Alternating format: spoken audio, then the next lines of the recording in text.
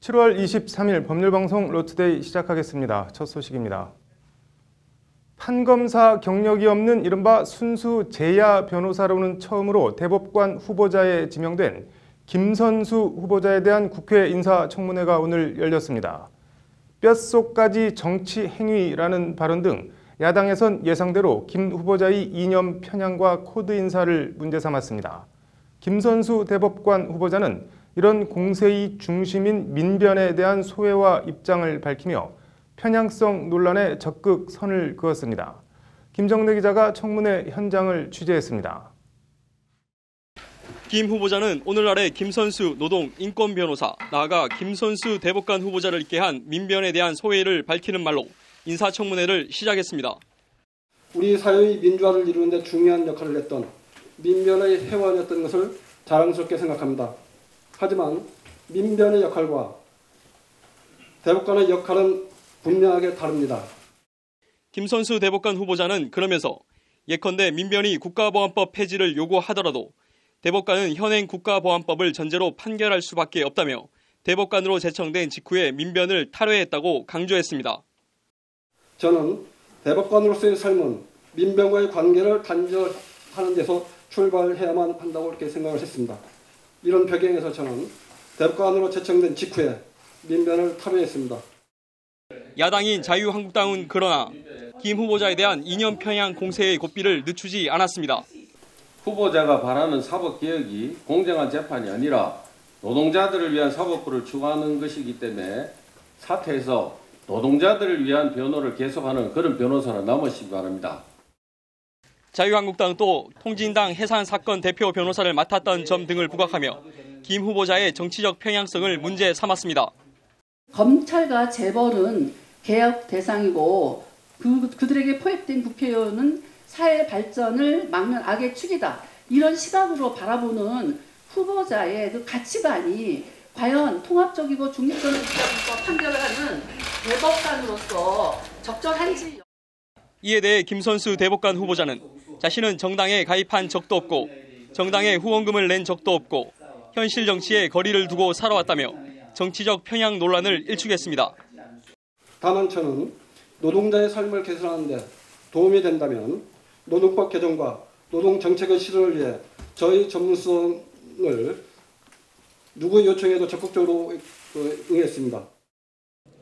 여당인 더불어민주당도 사법부 개혁과 대법관 구성의 다양화 필요성 등을 고려하면 김선수 후보자가 적임자라고 거들었습니다.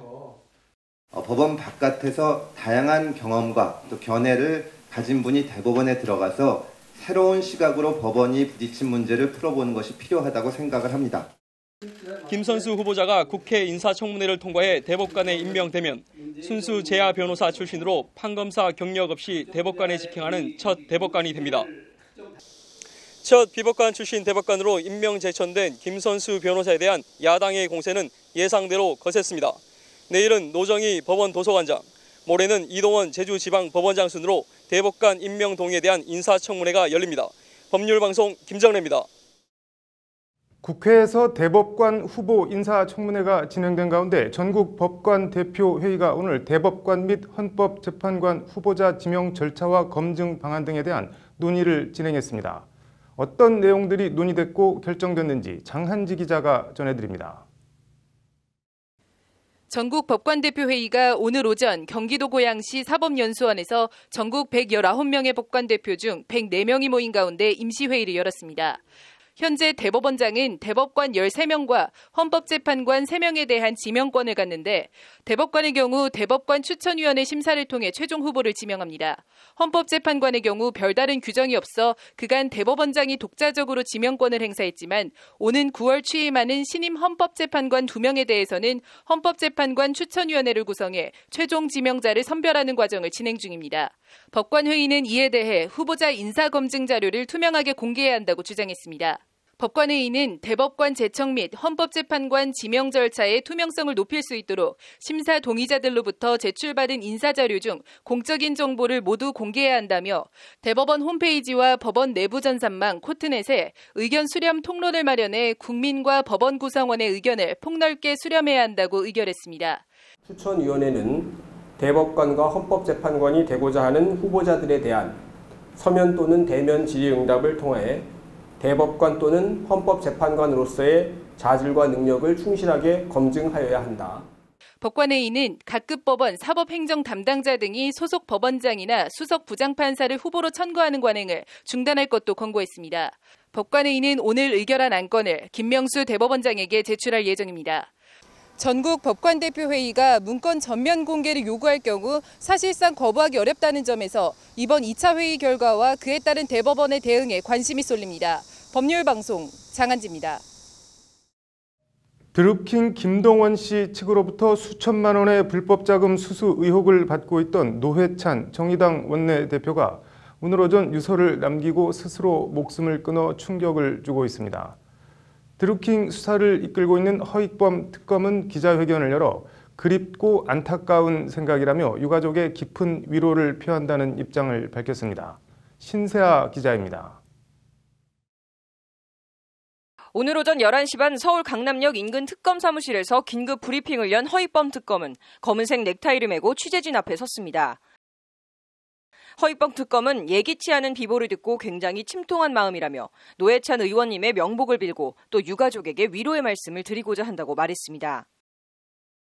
이 나라 정치사에 큰 획을 그으셨고 또 이 나라 의정 활동에 큰 페이지를 장식하신 분이 안타까운 마음을 금할 수. 침통한 기색이 역력한 허익범 특검은 발언 중간중간 말을 잇지 못하는 모습을 보이기도 했습니다.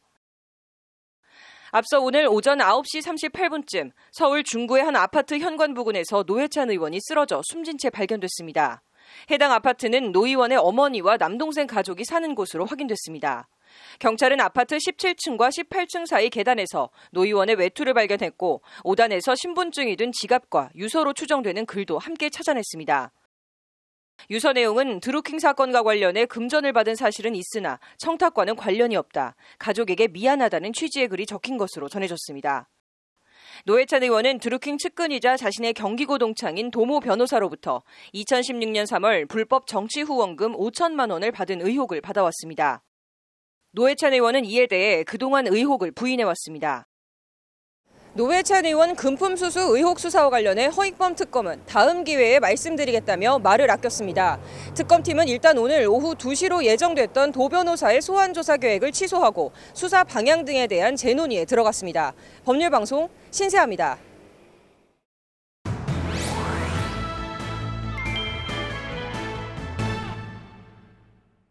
네, 양승태 대법원장 시절 재판 거래 사법행정권 남용의 실무 총책으로 지목됐던 임정원 전 법원행정처 차장 사무실에서 관련 USB가 발견됐다고 합니다.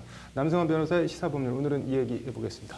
남 변호사님, 뭐가 발견됐다는 건가요? 네, 이미 사법행정권 남용 재판거래 의혹을 수사 중인 검찰이 법원으로부터 일부 자료를 넘겨받았고 그중에 13건 정도를 파악하고 있는 것인데요. 이것과 별개로 추가적인 문건들과 추가적으로 재판거래 의혹이 있는 것으로 보이는 문건들이 들어있는 USB를 발견했다는 것입니다. 뭐 구체적으로 어떤 내용들이 담겼는지 전해진 게 있나요? 네, 기본적으로 지금까지 그 법원이 공개한 410건의 문건이 있는데요. 이 문건 외에 검찰에 제출하기를 꺼려하고 있는 비공개 문건이 포함되어 있다고 전해지고 있습니다. 특히 그 원세훈 국정원장 댓글 수사 관련해서 대법원 전원합의 재판결 전후로 작성된 문건들이 있다는 얘기가 있고요. 그리고 임정원 전 차장의 책임 말고 다른 사람들에게도 책임이 있는 것으로 보이는 문건들도 있다. 이렇게 전해지고 있습니다. USB가 압수당한 임정원 전 차장 뭐 입장이나 반응은 나온 게 있나요? 네, 압수수색을 총 5명을 신청을 해서 그중에 임정원 전 차장의 경우에만 영장이 발부됐는데요. 압수수색 당시에 들리는 말에 의하면 나만 발부된 것이냐 이러면서 꽤 당혹스러워했다 이런 얘기가 있습니다. 궁금한 게 이게 압수수색을 당하면은 본인한테 불리할 걸 알면서 이런 걸 왜 보관하고 있었던 걸까요? 대체로는 법조인들이 이런 걸 쉽게 잘 못 버리는 습성이 있고요. 나중에 무슨 일이 생겼을 때를 항상 대비하는 그런 습성이 있고 특히 임종원 전 차장의 경우에는 수사 대상이 될 가능성이 아주 높고 기소되거나 재판받을 때도 불리한 위치에 처할 가능성이 있는데 그때 본인이 한 것보다 넘어가는 책임을 지지 않겠다 이런 생각이 있을 것이고요. 그러려면 본인이 관련 자료를 가지고 있어야 됩니다. 아마 그래서 그러지 않았을까 추측합니다. 그럼 아까 말씀하신 대로 다른 사람이 연루된 뭐 정황이 담겨 있다고 하는데 나 혼자 뭐 죽지는 않겠다 이런 측면에서 가지고 있었다고 볼 수도 있는 거네요. 대부분은 수사를 대비한다면 나는 요만큼만 책임지겠다일 텐데요. 요만큼 책임지겠다는 얘기는 다른 사람 책임이 있으면 그 사람이 책임져야 되는 거니까 뭐 결과적으로는 그렇게 해석될 수도 있을 것 같습니다. 임종원 전 차장 말고 다른 사람들은 영장이 기각이 됐잖아요. 어떤 사람들인가요? 총 5명의 영장을 신청했습니다. 그러니까 임종원 전 차장을 가운데다 놓고 윗사람 둘, 아랫사람 둘 이렇게 보시면 되는데요. 윗사람 둘은 전 대법원장과 그 박병대 전 행정처장입니다. 그리고 아랫사람은 이제 그 2명, 김민식 그리고 이규진 상임위원 이렇게인데요. 두 사람은 임종원 차장의 밑에 직책이고 두 사람은 위에 직책입니다. 이제 두 사람은 한 사람은 대법원장, 한 사람은 대법관 이래서 기각된 것 같은 느낌이 들고 밑에 2명은 현직 법관이거든요. 그러다 보니까 기각된 거 아니냐 이런 생각들을 자연스럽게 하게 됩니다. 이거 기각된 거 어떻게 봐야 될까요? 한 명만 나오고 영장이? 일단 검찰의 반응은 상당히 뭐 납득할 수 없다 이렇게 얘기하고 있는데요.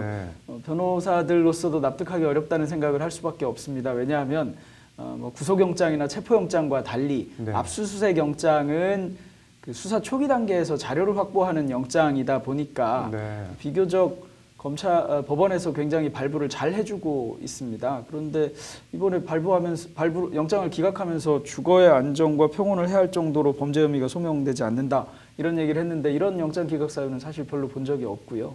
범죄 혐의 소명이 안 되면 안 되는 거지 뭐 그렇게 본 적이 없어서 저희가 보기에는 뭐 전 대법관, 전 대법원장 또 뭐 현직 법관 이러니까 어디 감히 영장을 청구해서 보느냐 뭐 이런 시각이 깔려 있는 게 아닌가 이렇게까지 저는 생각할 수도 있는데 뭐 상당히 이례적인 것 같습니다. 또 하나 궁금한 게 이 법원에서 3차례나 뭐 조사를 했는데 임종원 전 차장 USB 같은 거는 지금 어쨌든 찾아내지도 못한 건데 검찰이 이렇게 한번 압수수색하면 바로 찾아낼 수 있는 거를 그전 조사에서는 전혀 법원이 못 찾아낸 거. 이건 또 어떻게 봐야 될까요?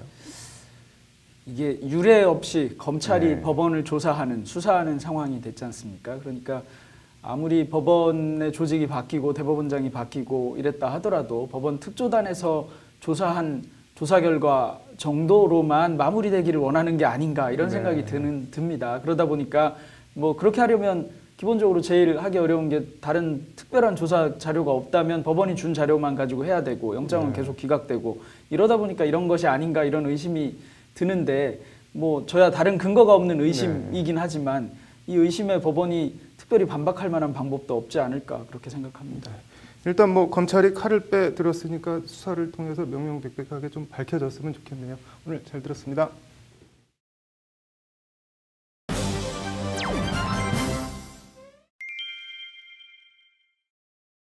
운영하던 업소가 빚에 넘어가며 냉장고 등 업소 물품들이 가압류된 상태에서 업소에 물품을 그대로 둔 자체로 업소 물품을 팔아 넘겼다면 법원 가압류 결정을 거스른 유죄일까요? 물품들은 그대로 다 그 자리에 있으니 무죄일까요? 오늘의 판결은 가압류 얘기해 보겠습니다. 63살 이모 씨는 2013년 7월 법원 집행관이 압류 표시를 부착한 냉장고 등 가압류된 물품 128점, 점포 내 시설물 일체를 A씨에게 매매해 양도한 혐의로 재판에 넘겨졌습니다. 이 씨는 재판에서 물건을 팔면서 압류된 사실을 알리고 압류가 해결될 때까지 물건을 그대로 두기로 했다며 자신의 행위는 압류 처분을 해야 한 행위가 아니라고 주장했습니다. 1심 재판부는 하지만 압류된 사실을 알렸더라도 공무상 표시 무효죄가 성립한다며 벌금 200만 원을 선고했습니다. 2심 재판부는 그러나 이 씨 주장을 받아들여 압류 사실을 미리 알린 경우에는 압류된 물건을 팔았다는 이유만으로 강제 처분의 효용을 해했다고 볼 수 없다며 무죄를 선고했습니다. 대법원 판결이 나왔는데 대법원 일부는 오늘 무죄를 선고한 원심을 깨고 유죄 취지로 사건을 인천지법 형사항소부로 돌려보냈습니다. 압류된 물건을 양도하고 점포의 열쇠를 넘겨준 행위는 압류 표시의 효력을 사실상으로 감쇄 또는 멸각시키는 행위에 해당한다는 것이 대법원 판단입니다. 즉, 이 씨로부터 물건을 넘겨받은 A씨가 언제든 물건을 처분할 수 있으니 사실상 가압류 처분을 무력화했다는 것이 대법원 판단입니다. 유죄 판결을 받은 이 씨는 5,400만 원의 빚을 갚지 못해 채권자가 가압류 신청을 했고 업소 물품들의 가압류 딱지를 받은 것으로 전해졌습니다. 자영업자들이 사상 최대 불황에 시달리고 있다고 합니다. 거창한 담론도 좋지만 국가나 정치권이 먹고 사는 문제부터 최우선으로 관심을 갖고 어떻게 좀 해주었으면 하는 생각입니다. 오늘의 판결이었습니다. 이어서 법조계 소식 전해드리겠습니다. 다음 달 1일부터 해외 석학이 정부기관이나 대학 등에서 강의나 자문 활동을 할 경우 취업비자 발급 없이도 최대 일주일간 국내에서 단기 방문 자격으로 활동할 수 있게 됐습니다. 법무부는 다만 초청자는 정부 출연기관, 대학 등 비영리 기관이어야 하며 초청된 외국인은 최대 5개 기관에서 최대 7일까지 강연 등을 할 수 있다고 밝혔습니다. 경찰대학이 오는 27일까지 4박 5일간 전국 고교생 60명을 대상으로 청소년 폴리스 아카데미를 운영합니다. 올해부터는 현충원 참배, 이순신 리더십 특강 외에도 바른 자세 걷기, 팀워크 훈련 등 학생 등의 바른 태도, 건강한 체력을 키우는 데 아카데미에 중점을 둘 방침입니다. 국군 기무사령부의 계엄령 문건 의혹과 관련해 서울중앙지검과 국방부 특별수사단 특수단이 검군 합동수사기구 구성에 합의했습니다. 지난해 성범죄가 가장 많이 발생한 지하철역은 3호선 고속터미널역으로 나타났습니다. 국회 행정안전위원회 소속 김한정 의원이 오늘 경찰청으로부터 제출받은 자료에 따르면 고속터미널역의 성범죄 발생 건수가 가장 많았고 신도림 115건, 홍대 입구 98건, 여의도 83건, 사당 81건 순으로 나타났습니다.